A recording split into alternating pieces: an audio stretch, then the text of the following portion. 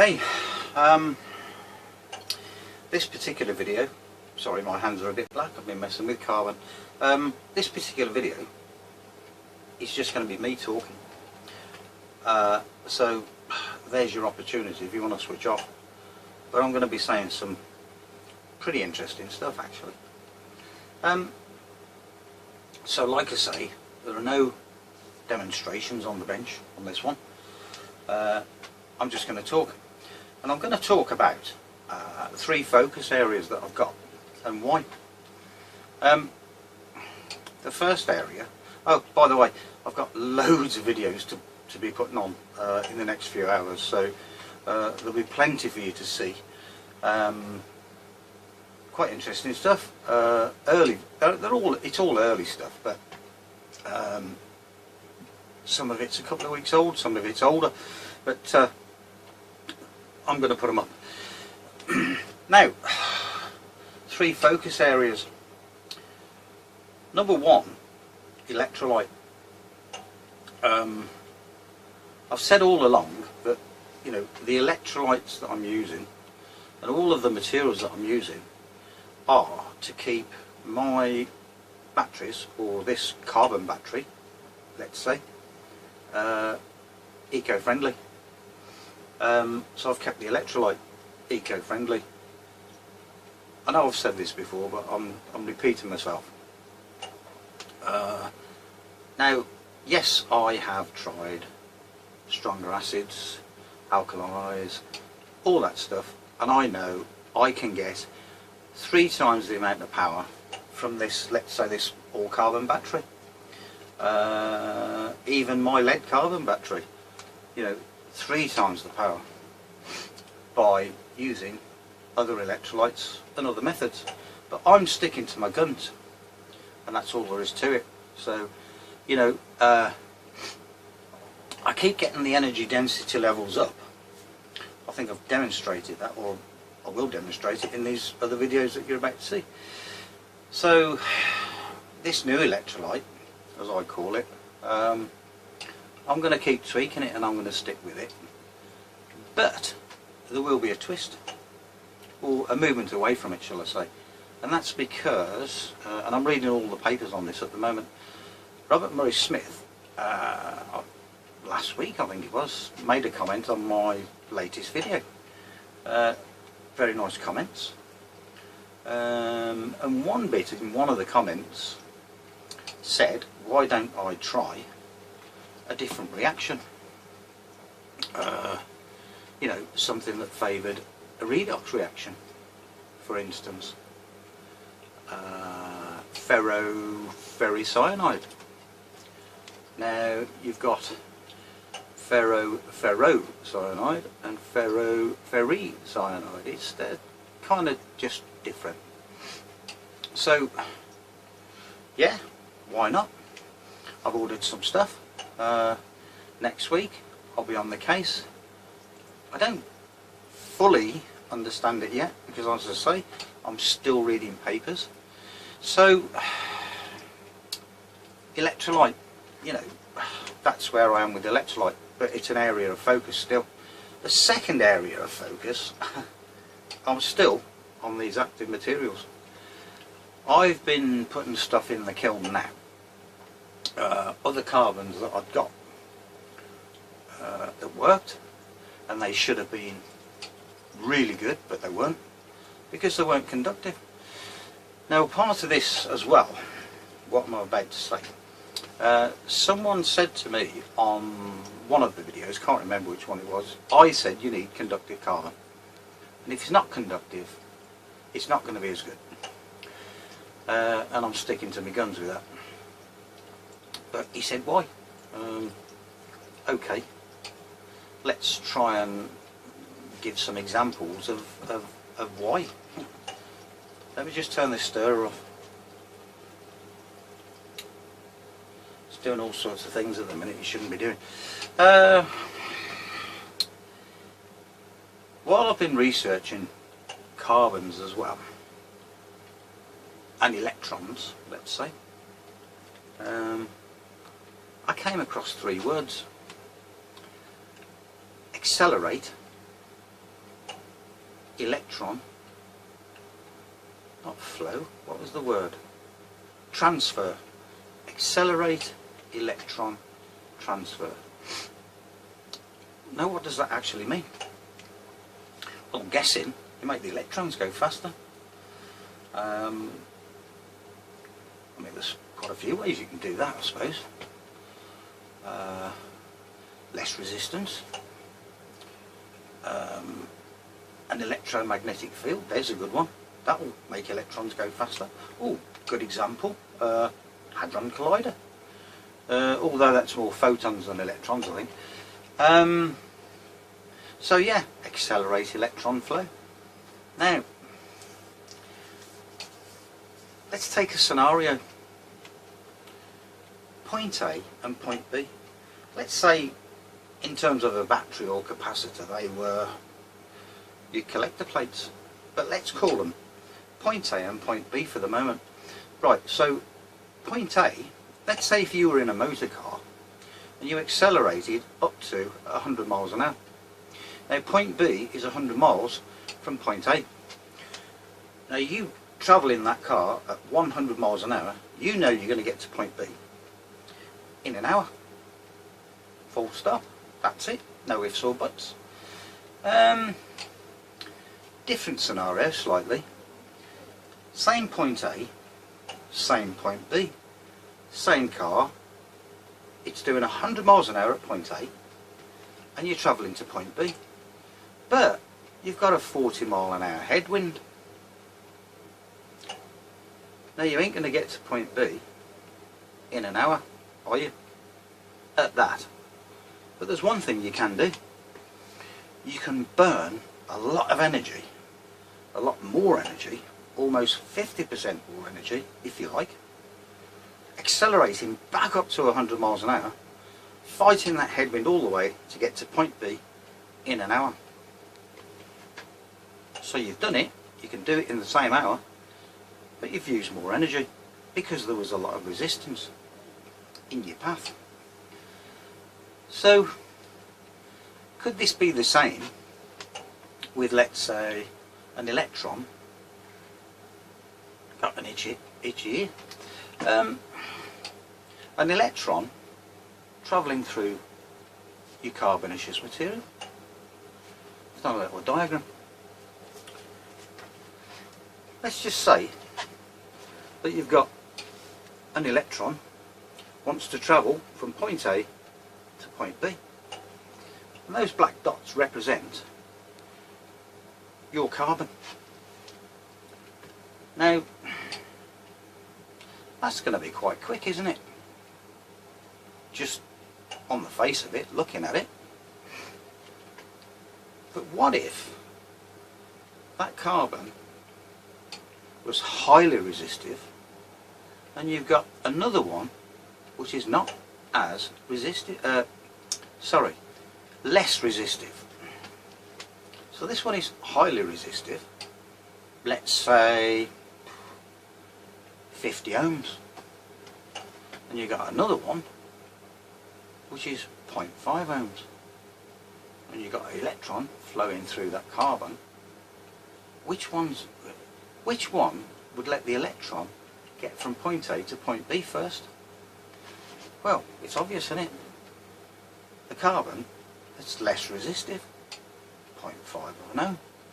Now, as I say, I've got some carbons.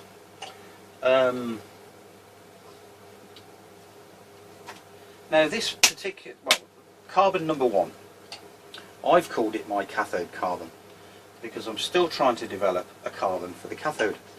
But I've got 2 of them. I don't know if you can see that, but on the front there it says cathode carbon number 1. Cathode carbon number 1. Now that one reads 12 ohms on the top. It's not, because I've retested it. It's actually more like 1.5, but I put 12 on there because I tested it between 2 pieces of metal with the meter, and it's not the best. Now the other one is 0.5 of an ohm, which is exactly the same material, the same carbons in the kiln, and it was a temperature thing. The first one one of the elements was busted in the kiln, and I think it got up to 650 degrees. The second run I did it at 900 degrees. I could have gone a bit hotter, but I just tried it at 900 and I got 0.5 of an ohm. Now, how do I know that? I've made something, if I can find it. Ah, there it is. Now, what this is a piece of nylon threaded all the way through. I've got a bolt in the bottom and a little chamber there. I put some carbon in there, tighten that right up, get the spanner on it. You've got to put enough carbon in there. You need a good spoonful, a teaspoon, you know. And that's what I've been doing to test the carbon. So I put the probes on there and there, get a measurement. Perfect, brilliant. You know, you can't do without something like that, because I'm trying little bits of metal and I'm slipping all over the place. It's rubbish, and you don't get a true reading. You never do. Like that one there, 12 ohms on the pressure plate reading. In there, 1.5 ohms. Now, this is a bad idea, because there you can probably see that I started to drill a hole and I gave up, because I thought, you know what, that's 20mm M20 thread, and the biggest drill bit I got was 12mm, so I need to drill it at 20, don't I, or slightly bigger than that, and then I can put the carbon in there. Because what happens is, you get the carbon in the thread, you get all sorts of trouble, you know, cleaning that thread every single time you put the carbon in. So if you do something like that, put that hole in it, trust me. So anyway, that's that. Now back to these carbons.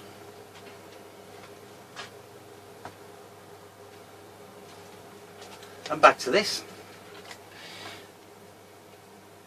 Now, a part of this is about the carbons. We've done the electrolyte, focus area number 1, focus area number 2, the carbon. Let's take that scenario with that car again. And these carbons, we know that that electron's going to go a lot quicker if your carbon is less resistive. If it's more resistive, it's going to be slower. That's it. Now, what about that one? Do you know what? I wanted a whiteboard for this. I wanted to do that ages ago. And do you know I didn't do it? Because ages ago some guy had a right pop at me, telling me that, well, he said, you think you are Robert Murray Smith? You copy everything Robert Murray Smith does. This thing just went on and on and on. He picked holes in everything that I've done, everything that I do. And yeah, he said, you think you're Robert Murray Smith? So I ain't got a whiteboard. Okay, so get accused of trying to be Robert Murray Smith again. Who could be Robert Murray Smith? Only in your dreams. Anyway, it come to mind while I was just trying to hold this up, and it's stupid, isn't it? I just get a board, don't you? You know. The last thing he said was, if Robert Murray Smith, this is just sprung to mind because of one of his latest videos.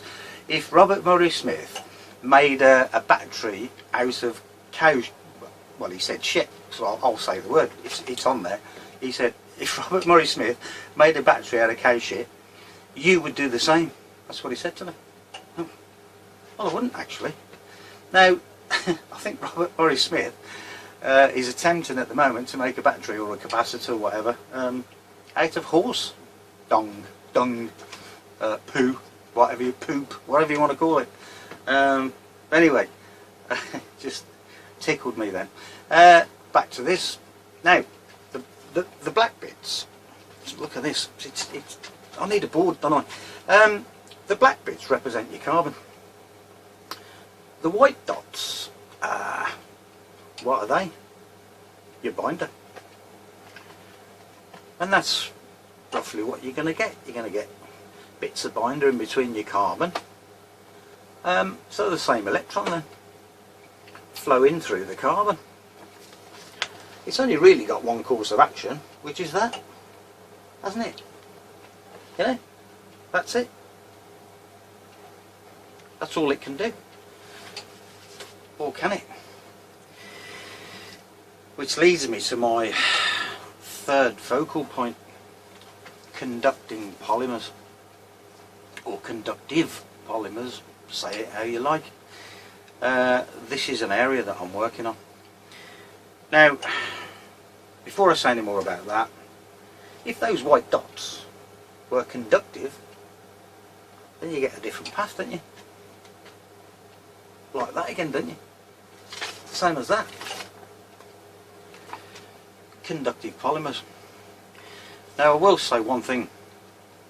Your polymer would need to be, to get that scenario, either that or that, with the electrons, your conductive polymer would need to be as conductive as your carbon, in realistic terms.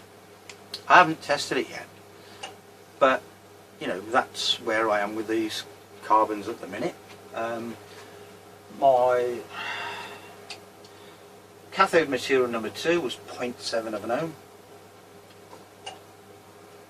Number 3 was 0.8 of an ohm. Number 4, disappointingly, was, I don't need to put my glasses on, it was 100 ohms. I can remember that. Cathode material number 4. Cathode material number 5,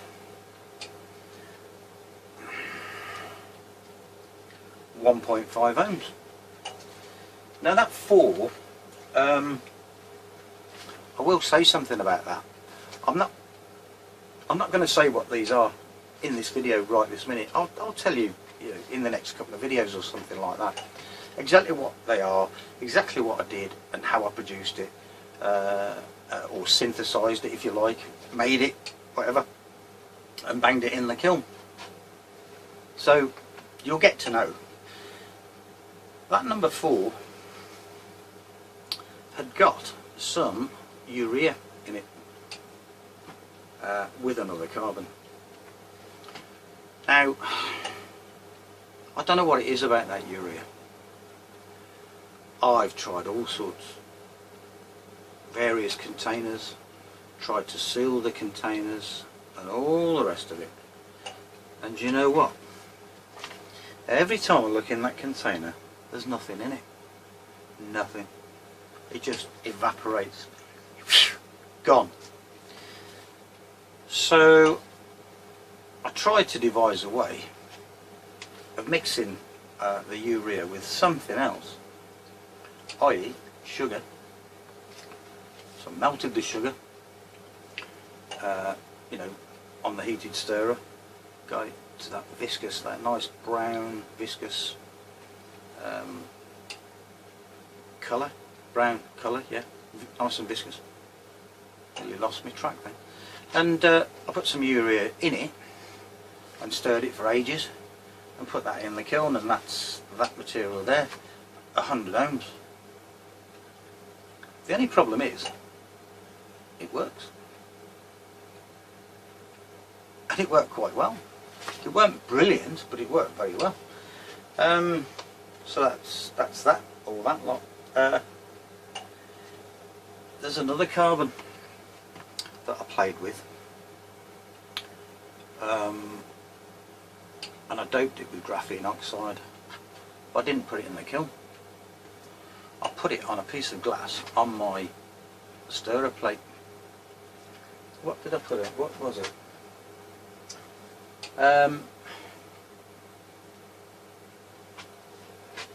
What was that now? Manganese oxide. So I doped manganese oxide with graphene oxide, and I put it on the stirrer, and I stirred it at about 50 degrees for a while, and then I turned the heat up, because I didn't want graphene oxide, did I? I wanted graphene. So that's what I did. Now, you can't just put some graphene oxide in it, you've got to put some DI water in there as well, obviously, because you've got to give the stir bar a chance to spin. So that's what I did. Turn the temperature up, reduced it back to graphene on the stir plate, and then I evaporated off most of the water. Then I put a piece of glass on the stir plate, and I put this paste on the glass and dried it. So that carbon powder that I'd got, I tried and tested it, and tried it in the battery, in the carbon battery on the cathode, and it worked superbly. I mean, really, really well. But do you know what? When I come to measure the resistance, it was quite high, and I mean 150 ohms, yet it worked well on the battery. But it took a lot longer to charge, I will say that.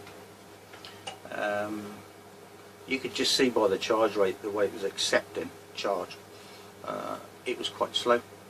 Now obviously that's all to do with those electrons charging between those 2 points, either quick or slow. So I think we can sort of gather that bit at the moment.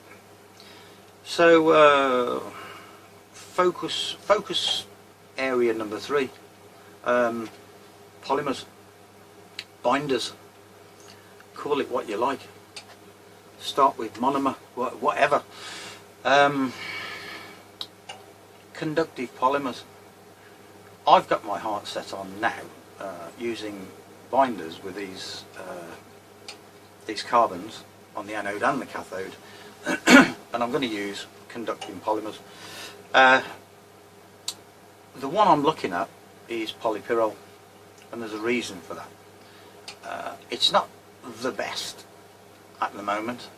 Polyaniline is probably the best, but unfortunately I can't synthesize polyaniline in this room. Well, I suppose I could, but I haven't got the equipment, and it's not nice stuff at the end of the day. But polypyrrole is a different kettle of fish.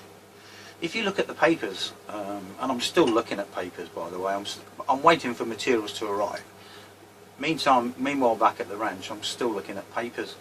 Now the difference is polypyrrole, you can synthesize it at sort of room temperature, well, in an aqueous solution. You know, the solvents aren't that mad.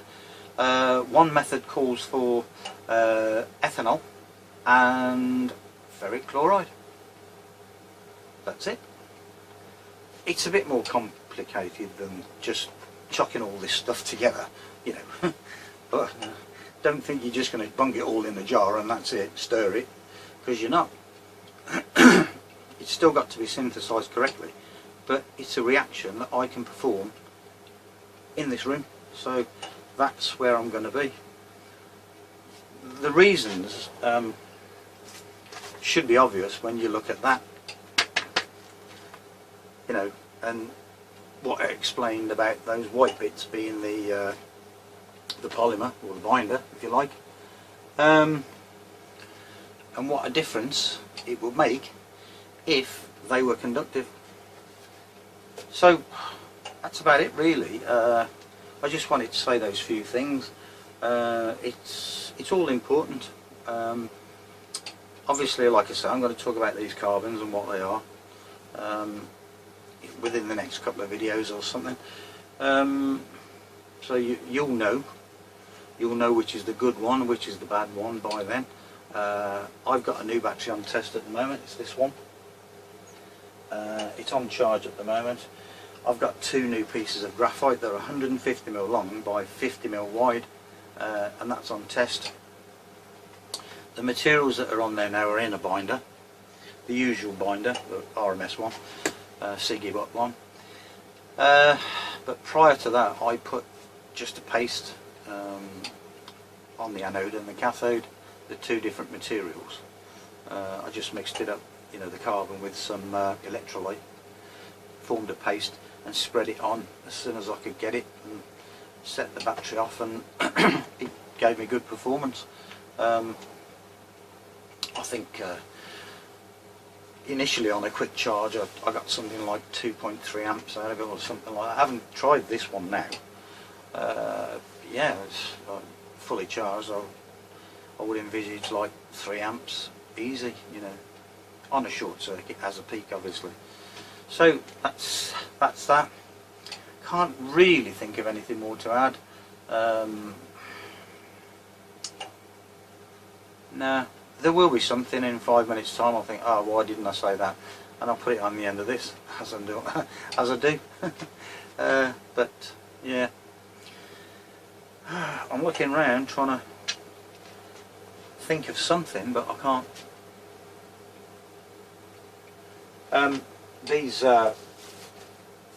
These big pieces here, I cut into 50mm by 120 to go on those graphite plates there. So the surface area that I'm using there is 50mm by 120, so 12 centimeters by 5. Quite a lot of surface area. It should be good, shouldn't it? So that's on test, and I'm doing some videos tonight and all the rest of it. So Saturday night, 20 to 10.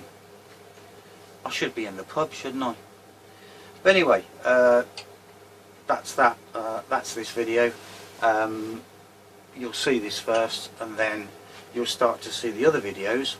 I think the first one I've got to put on is the lead carbon battery. Now, I'm going to say something about that. It's not the best you're going to see. In fact, when you see some of the other videos, I haven't had time to do anything about it yet, but when you see some of the other videos and you see the amount of power that comes out of that thing, yeah. So that's that. There's an upscale version of this carbon battery and other stuff. I can't remember what they are, but I'm going to put them on tonight, hopefully, or start to, and see what you think. All the usual comments if you like. I'm pleased to say that I got more thumbs up on my last video, and I think I've got 1,200 views, so that's better, isn't it? You know, pleased with that, I'll tell you.